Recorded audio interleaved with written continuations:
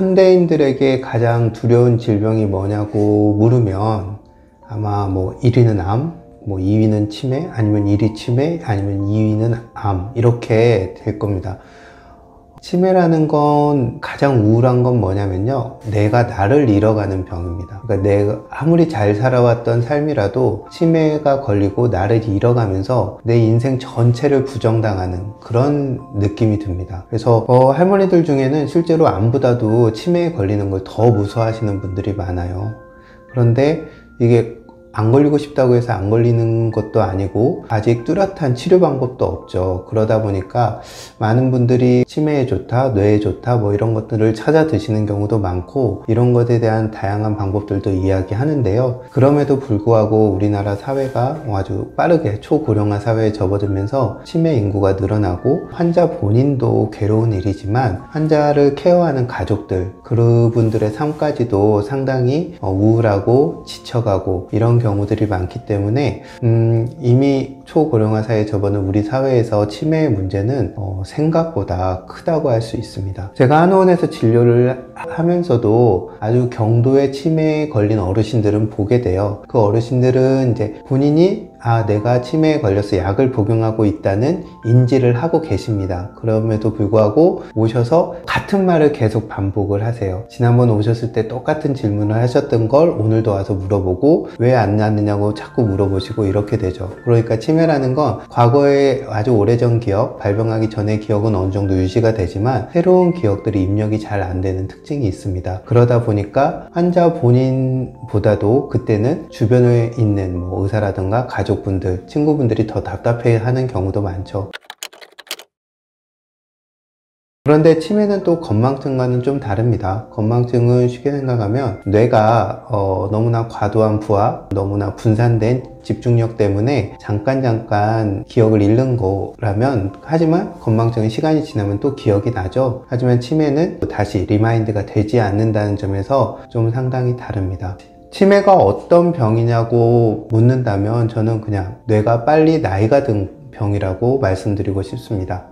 우리 뇌를 이루고 있는 세포들도 다양한 기능들을 하면서 나이를 먹게 되는데요. 그런데 이 나이를 먹는 속도가 다른 사람보다 빠르면 뇌의 기능들, 뇌세포의 기능들이 줄어들겠죠. 그러다 보면 이전에 했던 뇌의 인지작용들이 정확히 일어나지 않게 되고, 그걸로 인해서 다양한 문제들이 생기게 됩니다. 그렇기 때문에 우리가 치매에 걸리면 애로 돌아간다고 하잖아요. 성인이 돼서 인지를 하고 인식을 하고 했던 어떤 행동들이나 어떤 사고 기능들이 다시 철모르는 어린아이처럼 돌아가게 되는 거죠. 더 퇴행을 하게 되면은 하지 않았던 그런 행동까지도 하게 되고, 때로는 어떤 인격의 변화도 일어나게 됩니다. 치매 중에 가장 흔한 치매는 알츠하이머형 치매입니다. 알츠하이머형 치매는 여성들이 조금 더 많은 부분들을 가지고 있는데요. 그 이유는 여성들 같은 경우 여성 호르몬이 뇌세포에도 기능을 하는데 폐경 이후로 여성 호르몬 수치가 떨어지면서 뇌세포에 대한 기능들도 함께 저하되기 때문에 여성들이 좀 더 발병하는 경우들이 많은 편입니다. 그래서 치매는 말씀드렸다시피 뇌세포가 빨리 나이를 드는 병, 일종의 뇌의 퇴행성 변화라고 할 수 있습니다. 따라서 모든 퇴행성 변화를 다루는 데 있어서 기본적인 원칙이 여기에도 적용이 됩니다.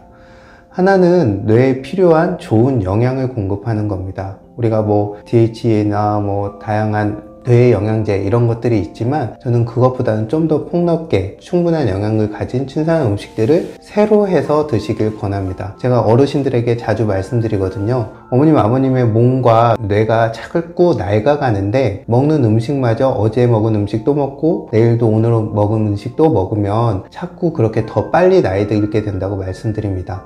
따라서 치매가 걱정되고 또 경도 치매로 약물을 복용하고 있는 분들이라면 내가 이전에 안 먹어봤던 음식들을 드시길 권합니다. 왜냐하면 뇌는 그게 먹는 음식에서 얻는 자극이 됐건 내가 뭘 배우는 것이 됐건 새로운 자극들을 좋아하거든요. 그래서 평생 먹어왔던 음식이 아니라 내가 몰랐던 음식들, 새로운 음식들을 자꾸 경험해보고 맛보면 음식 자체가 주는 어떤 영향도 있지만 음식으로부터 얻는 어떤 신선한 자극들도 있기 때문에 그런 것들이 중요합니다. 또 물을 좀 더 충분히 드시고 좋은 기름을 드시길 권합니다. 저 같은 경우는 생들기름을 권하는 편이고 차보다는 그냥 생수, 맹물을 드시길 권하는 편입니다.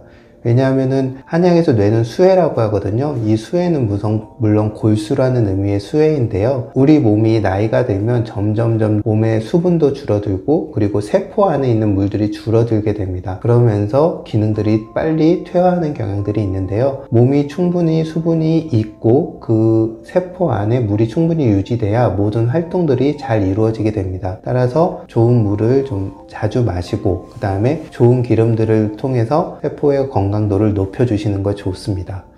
이렇게 먹는 음식뿐만 아니라 뇌로 들어가는 어떤 정신적인 자극들도 새롭게 할 필요가 있습니다. 치매를 예방하고 싶다면 외국어나 악기 이런 걸 배우라고 하잖아요. 이렇게 권하는 이유는 외국어나 아니면 악기 같은 것을 배우는 것이 이전에 내가 하지 못했던 새로운 것이기 때문입니다. 아까 말씀드렸다시피 뇌는 새로운 자극을 좋아하지 늘 반복된 자극을 좋아하진 않거든요. 따라서 치매를 예방한다고 매일 화투를 친다던가 같은 게임을 계속하는 건 별 의미가 없습니다. 금세 지루해야 합니다. 하지만 외국어라든가 악기는 그 어떤 새로움이나 그 영역이 굉장히 넓고 늘 새롭게 뭔가 자극을 줄 수가 있거든요. 따라서 뇌에 새로운 자극을 주는 걸 적극적으로 배워야 됩니다. 그냥 수동적으로 따라가서 멍하니 있으면 아무 의미가 없어요. 적극적으로 뭔가 새로운 것을 배우기를 권합니다. 이렇게 말씀드리면 어르신들이 이 나이에 뭘 또 배우라고 하냐 이런 말씀들을 많이 하세요. 그런데 여기서 배움이라는 게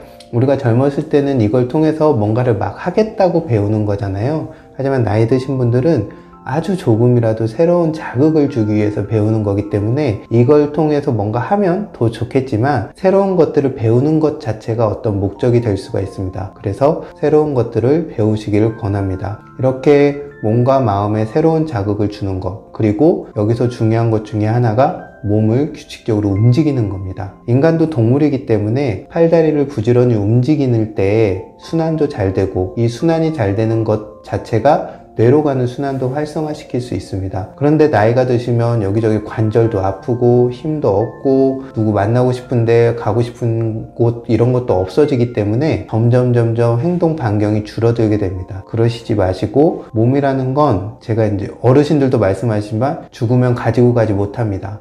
살아있는 동안 부지런히 충분히 써먹어야 됩니다. 부지런히 움직이고 새로운 것들을 보고 새로운 사람을 만나고 새로운 것들을 경험하시는 게 좋습니다. 이와 함께 역시 뇌라는 기관도 낮 동안 열심히 일하기 때문에 밤 동안은 쉬어야 됩니다.